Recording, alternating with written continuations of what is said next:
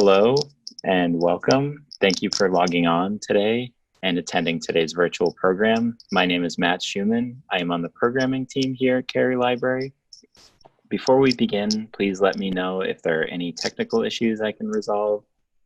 Questions can be asked through the chat, or you can feed them throughout, or at the end if you want to unmute yourself. This program is made possible by the generous donors to the Cary Library Foundation. I'd like to now introduce Chef Trisha Pérez Kennealy. She is the owner of the Inn at Hastings Park in Lexington landmark.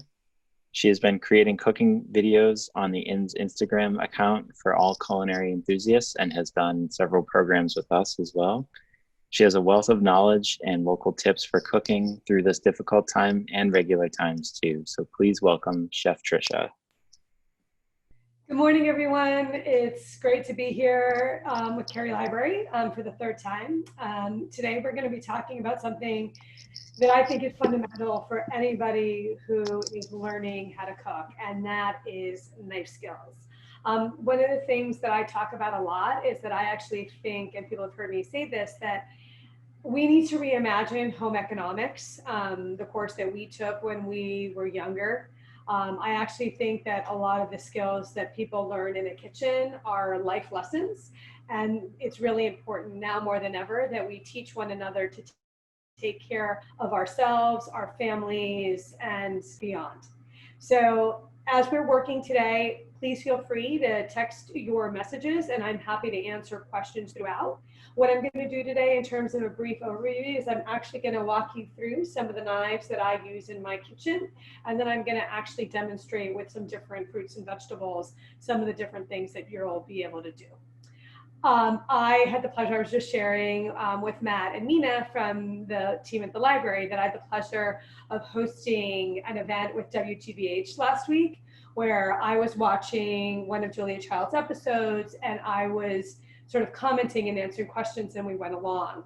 And one of the questions from the people who were participating in the program with me was, what is your favorite or most essential kitchen tool?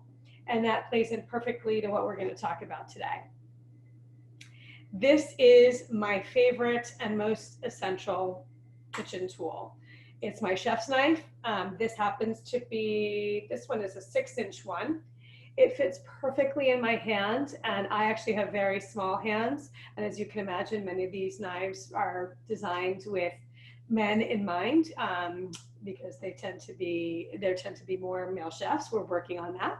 But the most important thing is that it feels comfortable in your hand.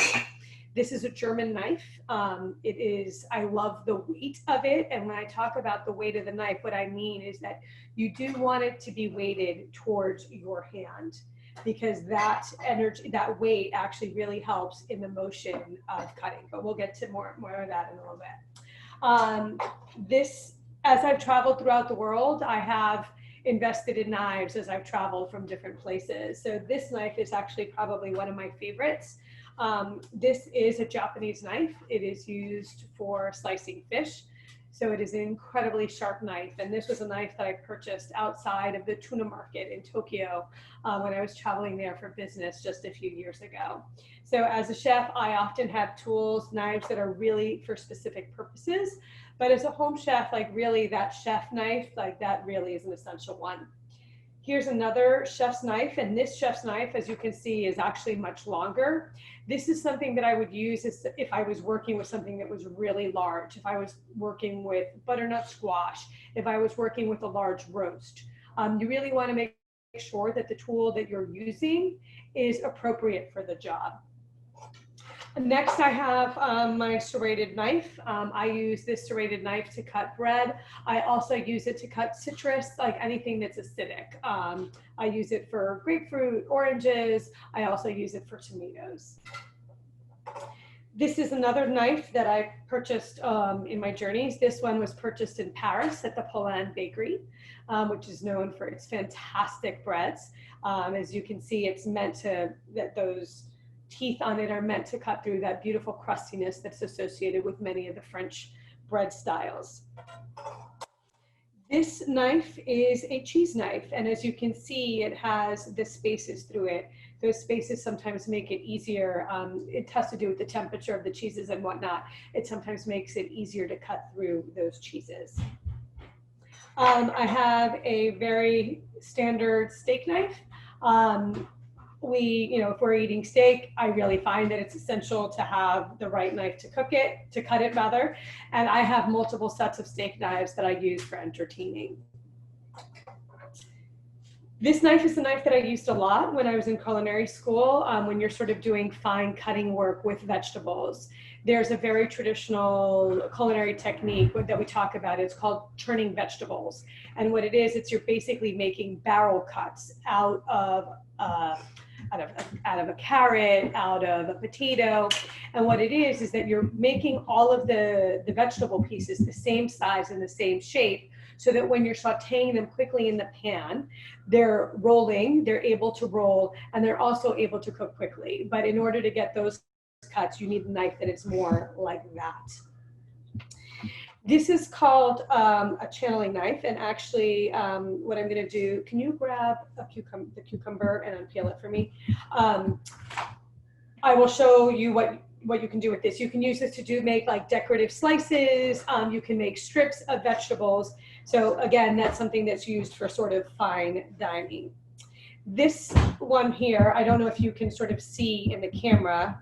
If I put it away from you, you can kind of see the light. This is a type of zester.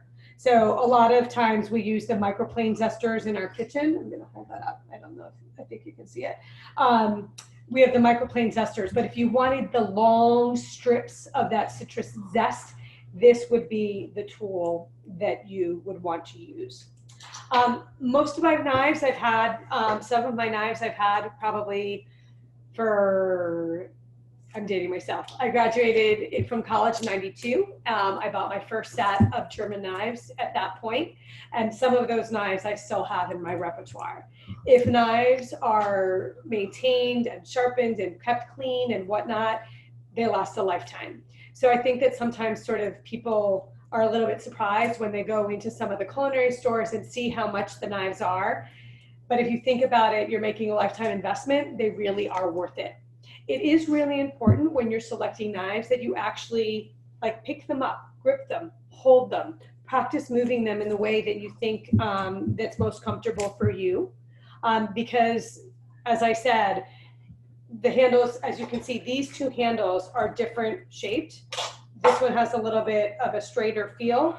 This is a different line from the same German company, but it has a little bit more of a bend to it. It is really important. This is like Goldilocks. You want to find the one that is just right for your hand, okay? And many of the cooking stores, the staff, they're more than happy to help you, and they want you to hold those knives. And you actually, in some of the stores, can actually try it out.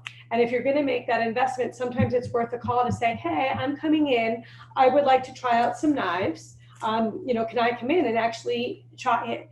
Because most of the cooking stores do have a small demo area, and that's one of the reasons they have it. They really want you to be happy with the product that you're buying. So I would definitely encourage you to check it out. In terms of your care and treatment of your knives, I actually used my steel.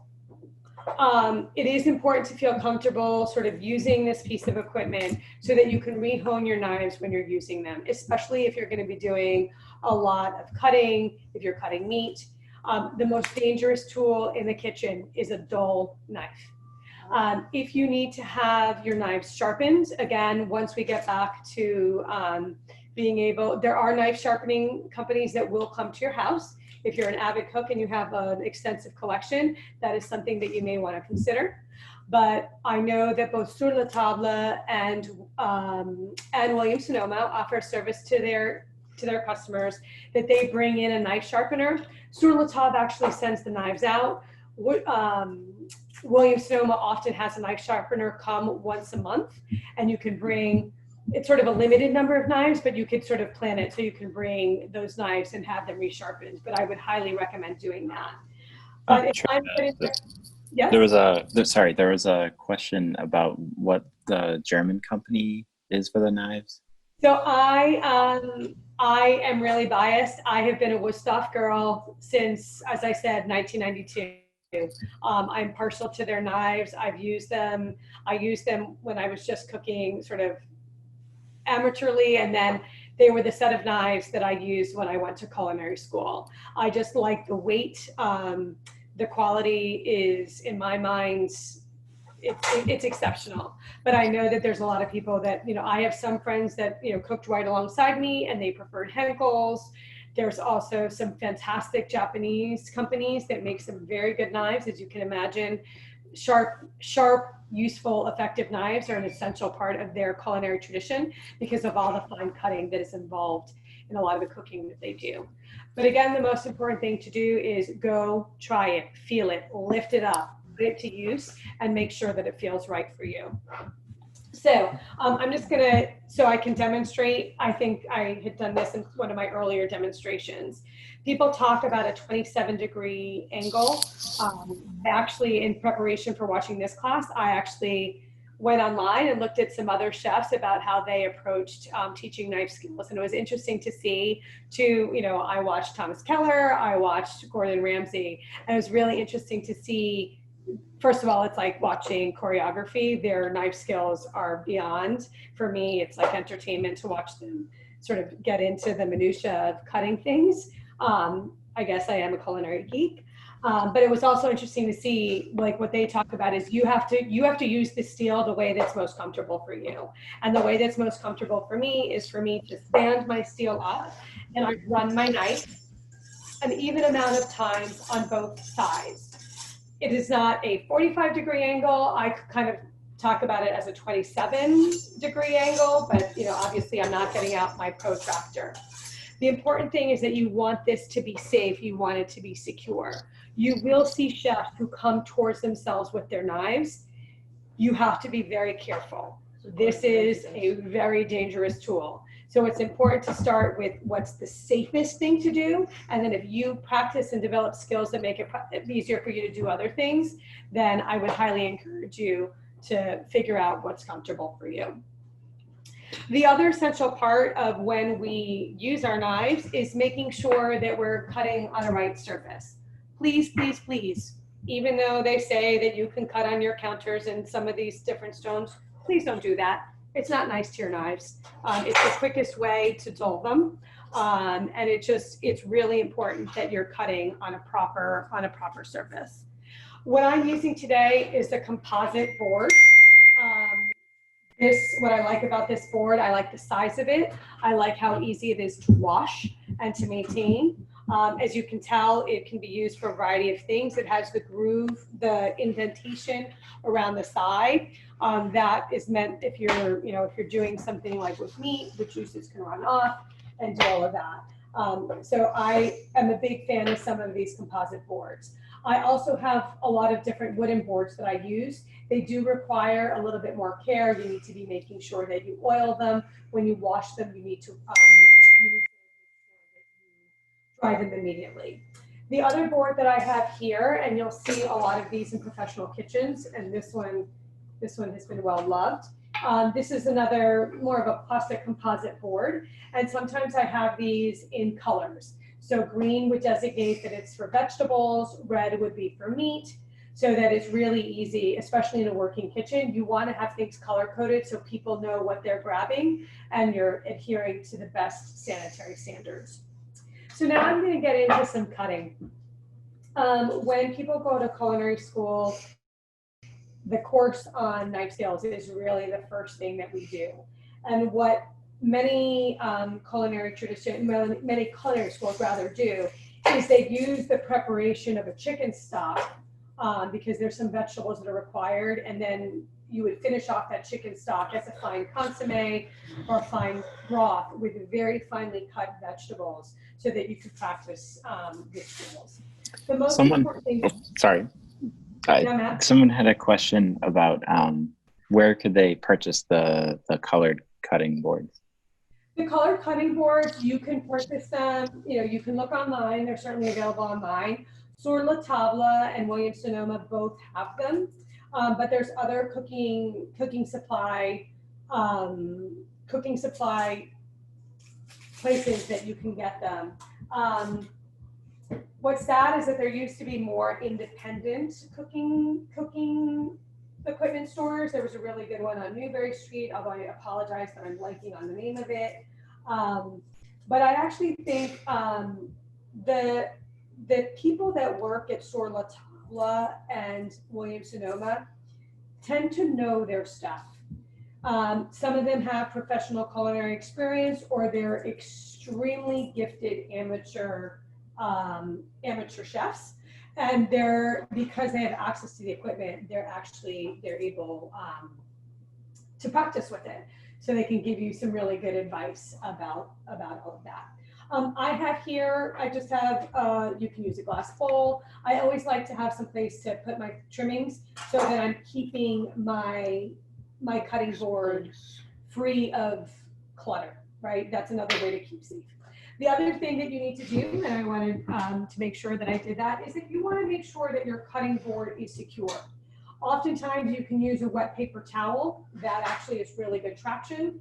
But the other thing that I do is I often just take a dish towel and I put it under my board so that I'm not getting any movement from it. Okay, you don't want anything happening when you're using the knife. So the way I hold my knife, I'm most comfortable. It's almost like I'm giving the knife a handshake. That's the way that I found most comfortable. So it all depends on, as I said, the size of your fingers, the size of your hand. So the first thing that I'm going to work with is an onion. As you can see, I peeled it. I used the root of it that holds it together. I'm using it as a guide. It's often really important to look at what you're cutting and see what's structurally available to help make that cutting easier. So I've cut through that, and the reason I've done that is it's going to hold the rest of my onion together. I then am going to take my knife and I am going to come across. I'm coming perpendicular to that root, and I'm coming across. So what I'm demonstrating now is the way to get a chopped onion. Now, here, I am coming towards myself. There are very few times when you should be cutting towards yourself, but this is one of them. I am securing, I am pressing firmly down in this onion, and I'm coming back towards that root. And I'm going to do it one more time. And notice I gripped it, but then I secured my grip and I put my fingers, I'm putting my knuckles down, because what I'm doing is I'm protecting my fingers. Then I'm going to come across and using those knuckles as a guide, and I'm coming straight across, and I'm getting that fine chop. I will do it one more time. Mina, were you able to share with everybody that sheet about cuts? I actually just did. Okay, wonderful. So it's very important when you're working in a kitchen to have especially when you're working in a busy kitchen, to have vocabulary that you can use to communicate with one another about what you're doing.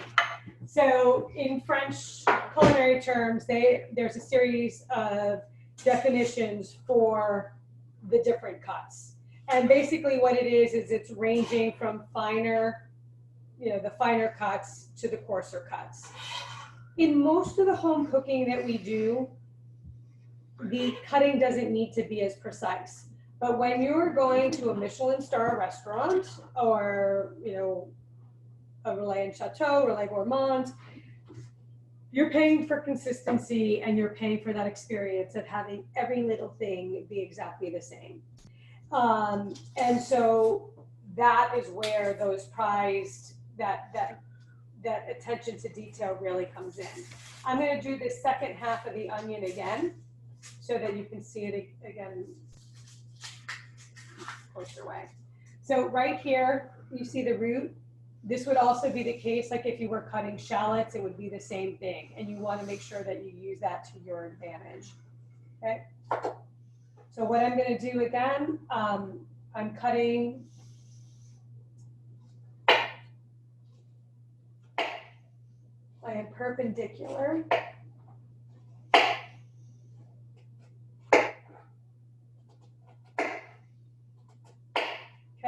And then I'm going to, again, I'm coming towards that root of the onion, keeping my fingers out of the way, particularly your thumb, because I think that there's a tendency for people to do this. Get that thumb out of the way.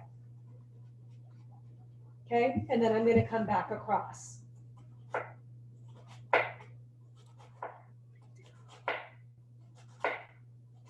And there you have the dice. Here in the United States, we don't tend to use like brunoise and those terms. We tend to talk about it in terms of measurements, like a 1/4 inch dice or whatnot.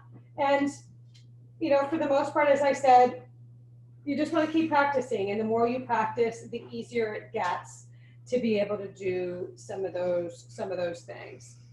So the next thing that I wanted to do was I wanted to cut open this pepper because pepper is a great way to sort of explain what I mean about using the shape and structure of a product to guide you.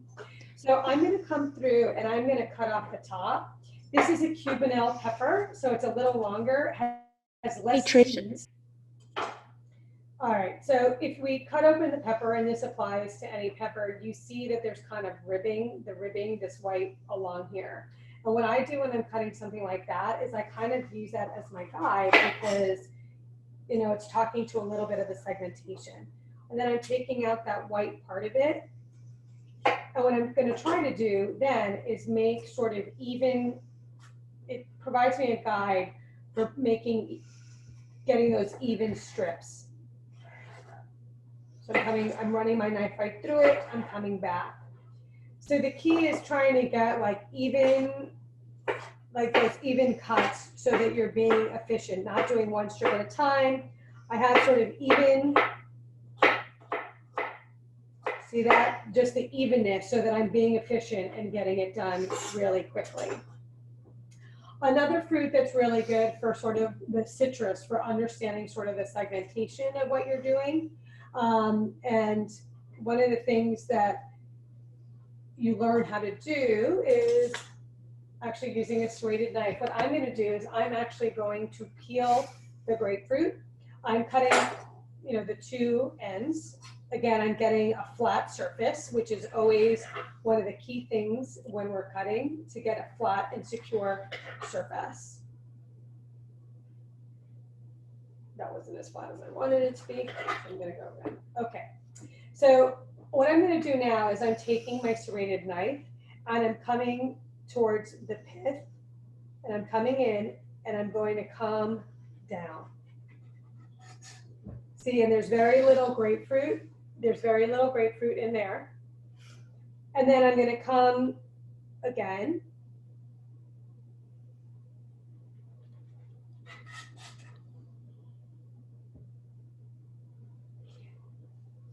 So this is when we sort of talk about that you're kind of using your knife skills to do something in a little bit of a different way. You know, most people would serve their grapefruit. They would serve it that traditional way that they would cut it in the middle and sort of cut those sections. That one wasn't a good one.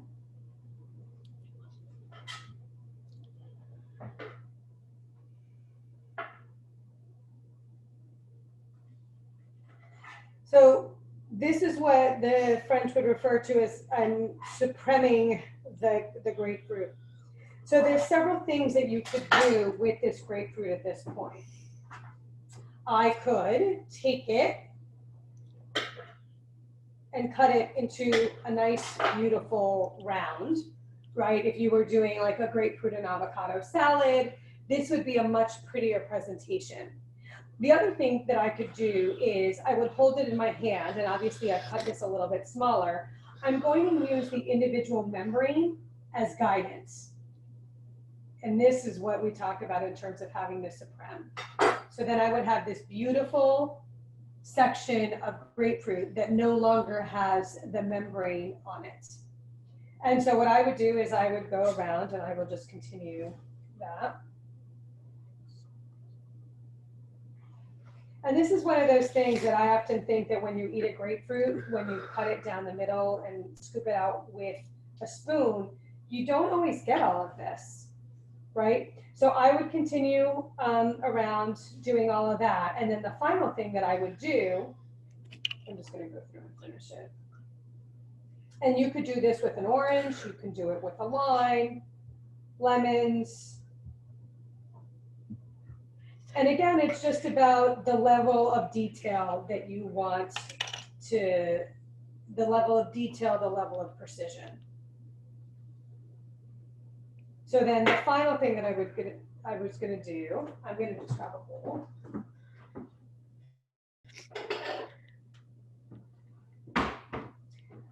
I'm going to put those segments in there. And then the other thing that you can do is then you can take the grapefruit and you can squeeze it because there's still juice in the membrane.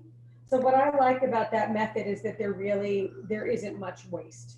And that's always, especially in times like these, we really want to make sure that we're using every single bit of product that we might possibly have.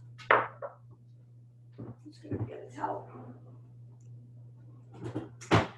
Okay, so the next thing that I was going to talk about is a more traditional baton, like the little, like, you know, what we would talk about as a carrot stick or a celery stick. So the best vegetables to use to demonstrate that are carrot, the carrot and the celery. So Trisha, yes. somebody has, there's actually two questions that just came in. What's your opinion about using a paring knife? A paring knife? I'm very comfortable like using a paring knife. There's a bunch of things that I use it for. Again, it's all a matter of what you're used to. You know, my grandmother never used a peeler. She always used a paring knife to peel potatoes. So it really, you know, paring knives are great. Actually, I realized I use a paring knife. I realized that, thank you for pointing that out. I didn't put the paring knife out. It is an essential part of your kit. So this is just a slightly different version of, you know, this is sometimes called the turning knife, utility knife. It has many different names, but it's just a more curved version of the paring knife, but it is an important thing. And so, there are two more if you wanted that were related. Is the serrated knife the same for the bread and citrus? I use the same one for both. I have a smaller one that I didn't put out that I sometimes prefer to use. So it's really, it's all a matter of if you want to get really refined and do that. I probably have like 3 or 4 serrated knives in my kit, and it all depends. Like if I'm doing tomatoes, if I'm doing cherry tomatoes, I definitely want to use my smaller one. But if I were doing like beefsteak tomatoes or larger heirloom tomatoes for like a crazy salad, I would probably use a bigger one. So it's just a matter of what it is that I'm cutting. And again, the knife that I use for the bread, you know, I'm going to use this. I know a lot of people have been making a ton of sourdough. Like this is the perfect knife to cut a sourdough bread, because getting through the crust, that outer crust, can actually be challenging. And if you don't use the proper knife, you run the risk of like basically ripping it apart. So, what about kitchen shears? Someone asked about that. Hold on a second. I love my kitchen shears, and they were supposed to, I use my kitchen shears all the time. I actually think my Wusthof kitchen shears are one of my favorite tools. I think the door. Thank you. One of my assistants went to grab them. So I love my kitchen shears. I use them to cut chicken. I use them to cut like grilled cheese sandwiches. I use it to portion meat and fish. They're a really great tool to have. The other thing that's really nice about them is they come apart really easily and can be cleaned. I also use my kitchen shears a lot. We tailgate a lot. So if you're cooking sort of outside or camping or doing something where you don't have access to your regular equipment, they're fantastic because they're small, they're compact, but they get the job done. So that's my plug for kitchen shears. And do you want to take a couple more or move ahead and then come back to those later? I'm happy to take them. Okay. What do you think about hollow edge knives? I don't know anything about hollow edge knives. I always love learning new things. So I will have to look into that. I don't really know much about them. Connor, Okay. I want you to focus on my cutting. Okay. And do you While I'm answering questions, I'm gonna have Connor like focus on my hands and what I'm doing with the carrot. Okay. You can Go see ahead. that in the other view. Go ahead, Matt. And do you prefer serrated or non-serrated steak knives? I have non-serrated steak knives. I have two sets. Actually, I have three sets. If you might have noticed when I opened my cabinet, I have a thing. Over the years, I've collected a lot of dishes. I also have collected a lot of silverware or stuff for entertaining. So I have three different sets of Wusthof steak knives. They usually are sold in sets of 8. They're also a really good present if somebody is getting married or someone has moved into a house. It's actually a really thoughtful gift because it's not something that normally people would think of getting for themselves. I'm going to do this as I'm answering questions. Happy to do that. I have my flat edge, and now what I'm going to do is I'm going to cut these into strips, and I'm going to take these down to a thinner baton. More questions? So see, I'm keeping these sort of an even size. If I wanted to dice, I would just come right across. But if I want the baton, see, I have sort of that rectangular shape. And then I'm just going to come down. And I'm going to get that thinner baton. And then that baton would then be used for the foundation. If I wanted to do like a brunoise, I would come across, and then you see I'm getting those, and I'll hold those up to the camera in a second. I'm getting those square pieces, right? So that's the way that I can do that with the carrot. Again, I'm taking that flat surface, and then I'm using my knife to cut even slices across. And then if I wanted it to be thinner, a smaller square, I would come through, cut. And see, what I'm trying to do is I'm lining them up because I'm making it efficient, right? I want to be able to come across and do that all at the same time. And then I'll come back across again, and I will cut it like that. So what I would do with these are perfect. Like when I make chicken soup, I make my stock with like a chunkier piece like this, but then I throw away the veg that I use to flavor the stock because we will have extracted all of the flavor by cooking it for 3 hours of time. But when I'm serving my chicken soup and chicken stock, my chicken soup rather, I like to have vegetables in it. So depending on the level of formality of the dinner, if it was just my family, I would probably just do this. I would just have discs like this. Super easy to do. I would do that. But if I was looking to do something that was a little bit more elegant, I would maybe do a finer dice and take it like that and make a combination of both the carrot and celery and whatnot. So that is sort of getting down to the smaller side. Now, potatoes. I think that sometimes people get, there's so many different ways that you could cut a potato. Obviously, if you were doing a roast, if I were doing. Trisha, can I interrupt again and just ask for the camera to be static again? Hold on a second. You need to stop moving, okay? Sorry, I just meant on this tripod. Can you turn that around because I need to be able to see? Okay. Thanks. All right. Okay, so I have the flat edge on my potato. I'm taking it down. So if I wanted to do a slice, I'm just coming across. If you still wanted to get that rounder shape, what you would do is you would cut the smallest, like you could, just get a little cut like that, and then you would still have that flat surface.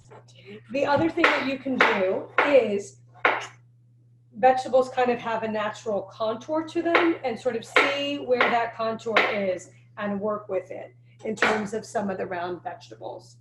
Again, if I wanted to make a French fry or steak frite, I would be coming across that way. But again, I'm using that flat surface, because what we're working on is making sure that we're safe, we're secure when we're using the knives. So some recipes you will hear like different things about scoring. You might hear about scoring like a duck breast. There's other like scoring a piece of fish. And I wanted to show an eggplant is a really great way to teach people how to do that. I love eggplant. I probably have been eating like a whole eggplant myself, like every 2 or 3 days recently. They seem to be quite beautiful right now. But it's very important that you salt eggplant before you cook it to extract some of that bitterness. And one of the best ways to do that is to score the eggplant and then put salt over it. So what I'm going to do is I'm just taking my knife and I'm coming across on the diagonal. Then I'm going to turn it the other way and come back. And there I have a really beautiful score. And I'm going to just take some salt and I am going to grind it on the top. And then I'm going to leave that sitting for about 30 minutes to extract. But the thing about the score, like you would score, like if you were doing a pork roast and you wanted to saute it, if you wanted to marinate it, you could score that outer layer of fat, and then you would really massage and get that in. So again, what I'm doing is I'm coming across on the diagonal, and then I'm just slightly moving the product and coming across to get that the beautiful score. That is the same technique that you would do, that, as I said, that you would use for a duck breast. That's one way that you could do that. I wanted to demonstrate how to use how I'm going to do the canal. So this knife, it's a channel knife. What it has is a little bit. Can you see that? There you go. That's a good angle. You see how it has that ridge coming through it. So when it comes through, it's going to channel it, and you're going to see a groove in the vegetable.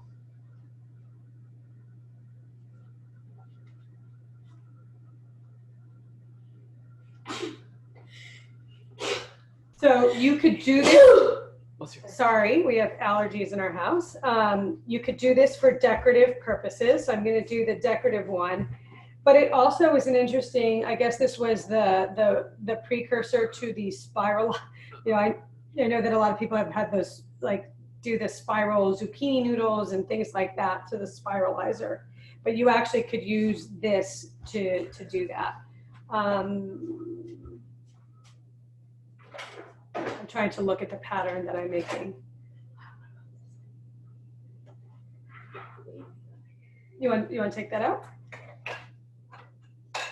I love that my kids know my different culinary toys, because let's see, we'll go there. I'm trying to get a little star going. Okay, let's see how I did. I'm a big, yeah. So what you see is, you sort of have that little bit of a decorative look. Sometimes if you're doing crudité, people want to have something that looks a little bit more intriguing. Another option is having some tools like these. This is a wavier one. So it's adding both texture to the front of it and sort of keeping it that way. Okay. So those are some of my, do you want me to stand it up and put it there? Okay. So those are some of my basic tools, tricks about the different knives that I have in my repertoire. The most important thing that you can do in terms of developing your knife skills, of course, is to practice. So, some different things that you can do. If you're doing soups, you can practice playing with the shape the shape and texture of the vegetables that you want to put in your soup. Some really great culinary traditions, like if you were making Asian food, if you were making Mexican food, any of those foods that have like a heavy accent on sort of a vegetable accompaniment, that's a really good way to practice and just, keep going with it. The other thing to do too is if you have vegetables that are sort of, they're still edible, but maybe not as pretty as they might have been when you first brought them home, they're also really good to practice with and sort of use those vegetables in the different things that you're doing. But again, as anything in the kitchen, the most important thing is to just do it. So are there other questions that I can answer about using knives and sort of different knife skills that I would recommend that people have? I guess the one thing that go ahead. Well, if you want to go ahead and say the one thing, because there are a couple of questions from earlier and then one that's probably more relevant to what you're doing exactly right now. So one of the things that I didn't really talk about was actually cutting meat. In one of the earlier demonstrations that I did demonstrate how to break down a chicken with a knife. I think it's really important for people. That's a skill that I think is really important for people to have. And I'm more than happy if people are interested later to do some knife cutting technique with meat, if people are interested in doing that, because there are particular ways that you would want to slice a piece of beef, how you would want to break down a chicken, what you can do in terms of working with the fish, cooked versus uncooked, whether you're portioning or whether you've decided to cook a whole fish, like how you would go about using your knife to get the bones out so you can make for easy service. So I didn't really touch a lot about that, but as I said, it's important, like using some of those fillet knives for when you're doing fish and working with meat. If you're able to practice your knife skills, you're able to buy sort of larger portions of meat, bigger cuts of meat that can be more economical in terms of breaking them down and sort of extending the usage of the entire animal. So someone had asked while you're still doing like knife skill things right now, could you demonstrate how to use the turning knife? Sure. I'm gonna can you guys grab a potato for me?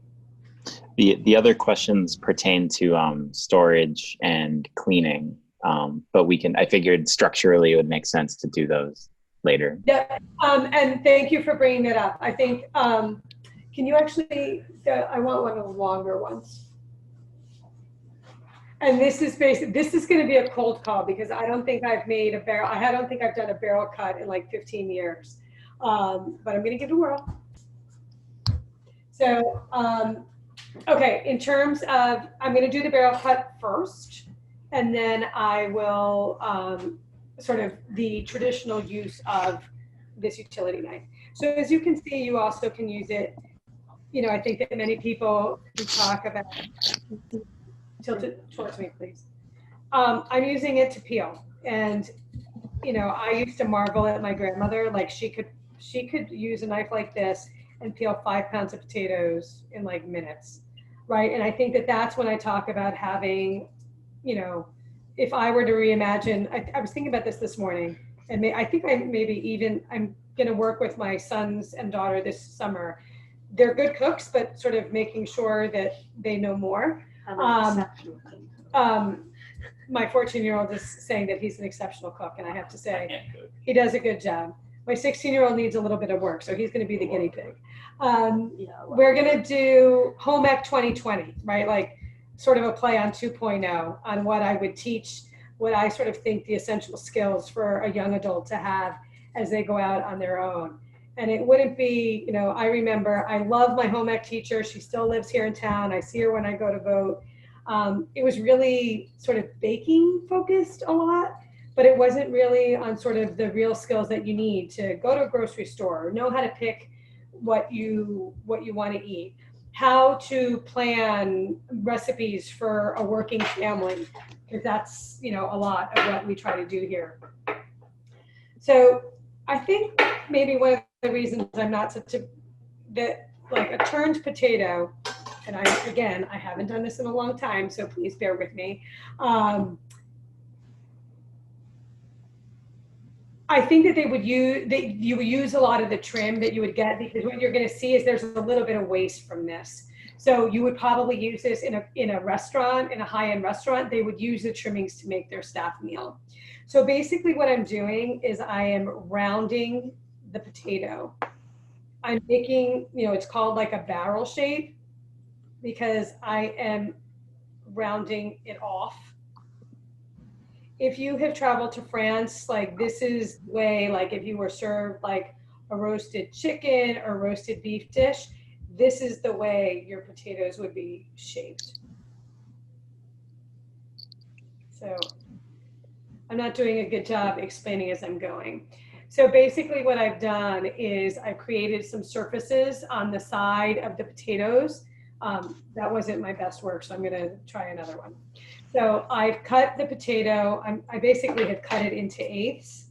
So I'm basically starting with a shape like, this is not quite triangular, but I'm taking it from the top and I'm coming in and I'm rounding I'm coming to a point. So I'm coming from the top, I'm rounding to a point. I'm coming from the top, I'm rounding to a point. That one was a little deep. There's my other one. Oh, they were pretty even. Okay. So again, what you're trying to do is you're trying to create, and here, hold on.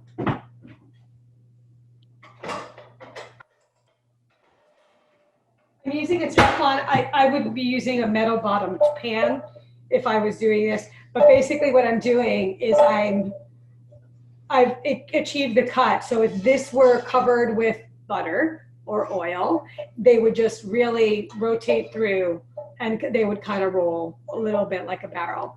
You can do that with potatoes. You can do it with carrots. You can do it with celeriac. You can do it with parsnip. There's a lot of different vegetables, but that's how you could turn a vegetable. So haven't done that in a while. I think I was a little rusty, but I think I got it. So that was good.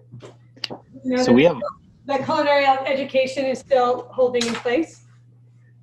So we have a lot of questions, but would you, since some of the earlier questions were about storage and cleaning, and I was holding off, and I thank you, the people who would ask that for their patience. Would you mind addressing in whatever order cleaning and storing knives?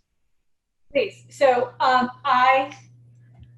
butter knives can go in the dishwasher. These knives should not go. They say that they're dishwasher safe. I have never put these knives in the dishwasher. I just think that they were an investment that I made equipment wise. I wash them with warm hot water, soap, and we dry them off immediately. In terms of the storage, many of the knives come in knife blocks. Those are really useful, but if you prefer not to have things on your counter, they now also have the blocks where you can slide them in. That's the way my knives are stored.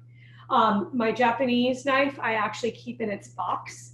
I keep it really safe and protected because of the sharpness of the blade. It's very important that if you have knife blocks that you make sure that those knives are slotted downward. If knives are in their best shape, they are extremely sharp and they can be very dangerous. So you really do want to make sure that those blades are secure.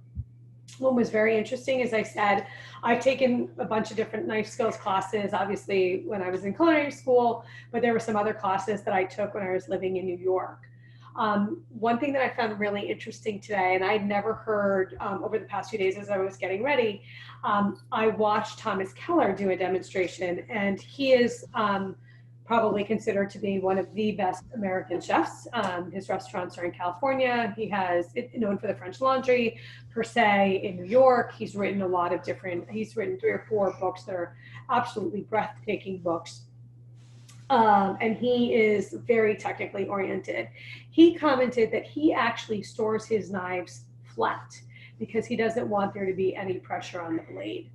I haven't taken it to quite that extreme, but it is something that you want to make sure. Sorry about that.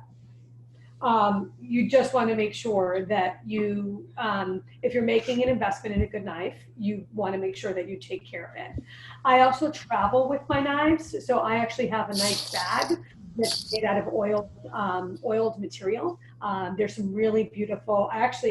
When I bought that knife in Japan, I actually bought the Japanese make these beautiful knife rolls, and I bought a beautiful canvas one.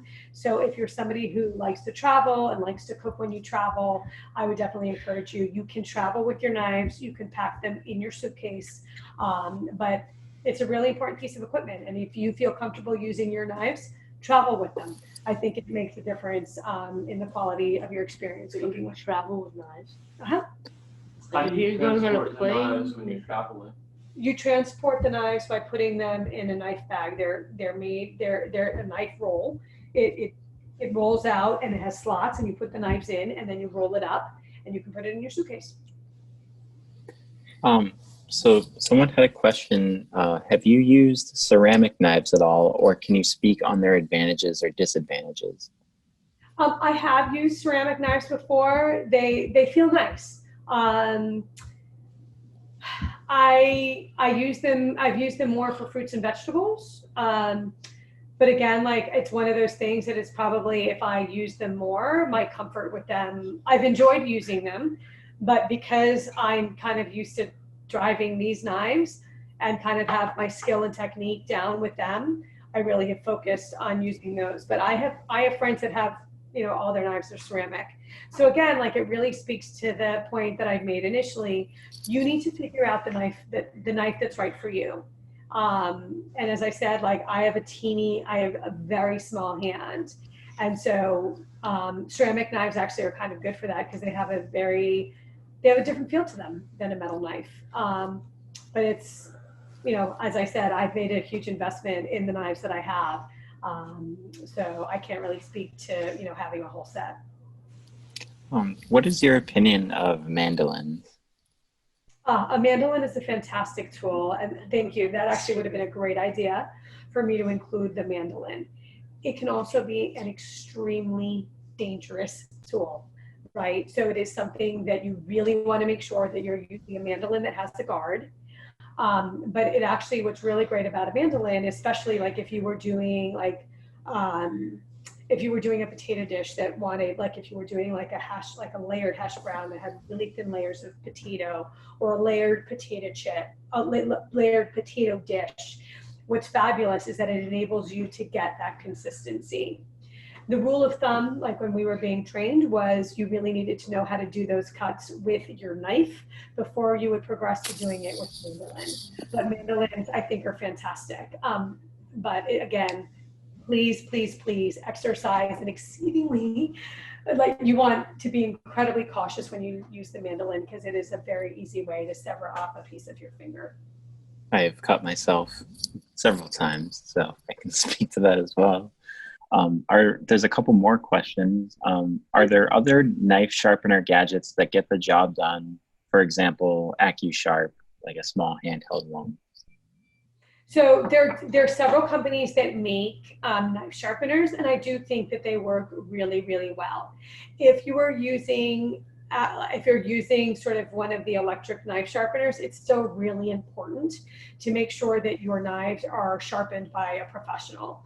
I have the advantage that we have knife sharpeners come to the inn, so I can just throw my kit of knives in with the ones that we have available to be used, and they'll get sharpened. So people sometimes also use a stone. A stone is like, it's flat. It was a technique that I didn't always feel like I had really mastered. And because, I have some friends that are chefs that swear that's the only thing that they use. So basically it's like it's flat and they kind of rub it against it. I really am happy with using the steel and then routinely getting my knives sharpened. But if it's easier, some people also really cannot stand like the noise of that steel. They can't do that, so they prefer, avoiding that and having some of the electrical tools. So I think that all of these options again are available at most cooking stores. And as I said, don't be afraid to ask. ask the people who work in the store, can you tell me, could you teach me how to use this before you make the investment in buying it? And of course, the beauty of today is that it's often really easy to find some of these lessons online. You can find really some really good videos on how to use these different pieces of equipment so that your knives can be as sharp and as effective as you want them to be. Do you have any tips for people who are left-handed in selecting tools versus for right-handed people? So I have a left-handed chef in my house. So Rory, and Rory uses all of my, Rory's my son, he's sitting right here. How do you feel about using, you've grown up with using these? I cut with my right hand. You cut with your right hand? Yeah. So that's really interesting because I don't think I've ever really watched. You cut with your right hand. And what's so interesting is that I didn't realize that Gordon Ramsay, he's a lefty. He's a lefty. Like Rory watches a lot of his stuff. He actually talked about today that he's ambidextrous. He cuts with both hands. So I think the knives don't matter. In terms of the knives, they really don't matter in terms of which sort of side and orientation. But I think the same thing sort of applies. You need to figure out the angle that works for you. I know that's sort of the same thing when people who are left-handed are learning how to write. So you have to sort of, as I think about it, your orientations are probably going to be slightly different than mine. I'm more than happy to spend a little bit of time sort of thinking through that.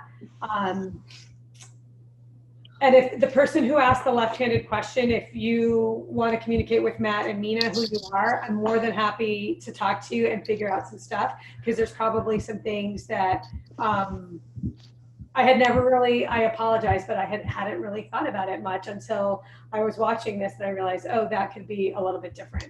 But I'm happy to do some research and sort of point you in the right direction and figure out some tips for you that might make it easier. And there's one more. How often do you hand sharpen your knives? I use the steel a lot, especially like when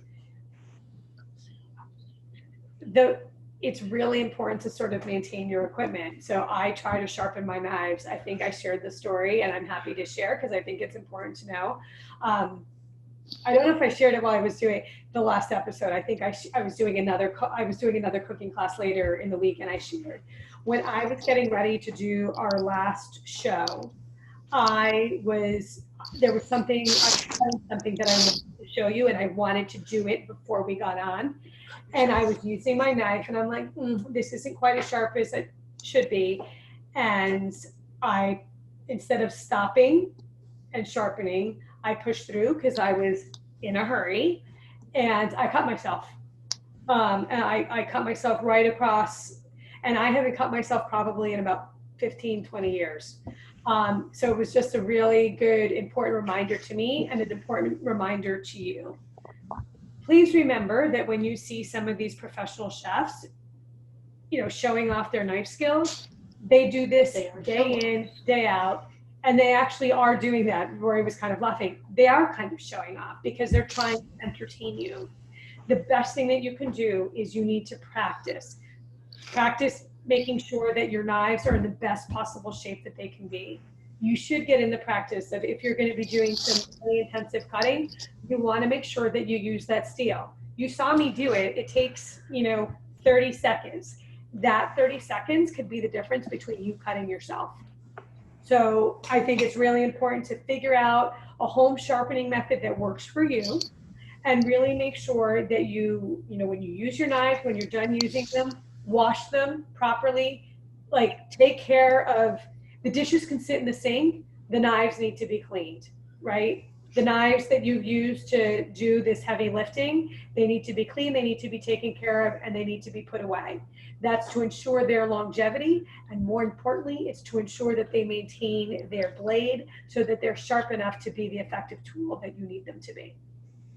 So it's more so like you can just kind of tell, but someone is asking like specifically, like, do you use every time you do it, or?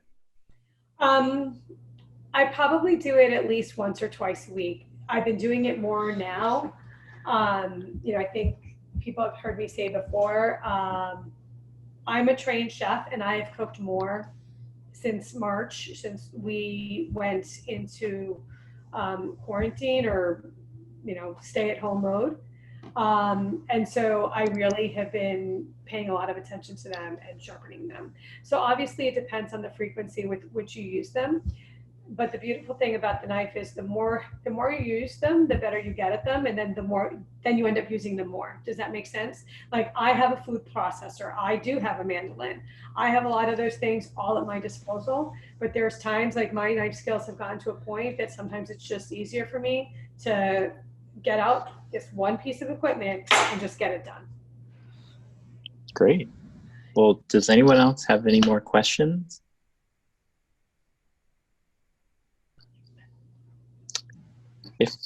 If not, thank you so much, Trisha. This was really wonderful, and I feel like I learned a lot. And hope others did. It's always my pleasure, and as I really mean it. If people have questions as they're cooking in the kitchen, please don't hesitate to reach out. I can be reached at TP Kennealy at Inn at Hastings Park. I'm more than happy to answer your questions, and if I don't know the answer, then I'll work with you to figure out. So as I said, I'm going to figure out teaching left-handed knife skills as well.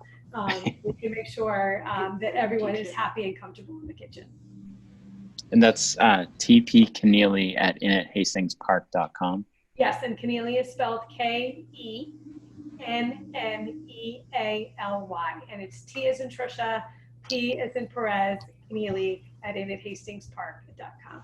Okay, I put it in the chat so people can take it down if they want. But thank you again so much.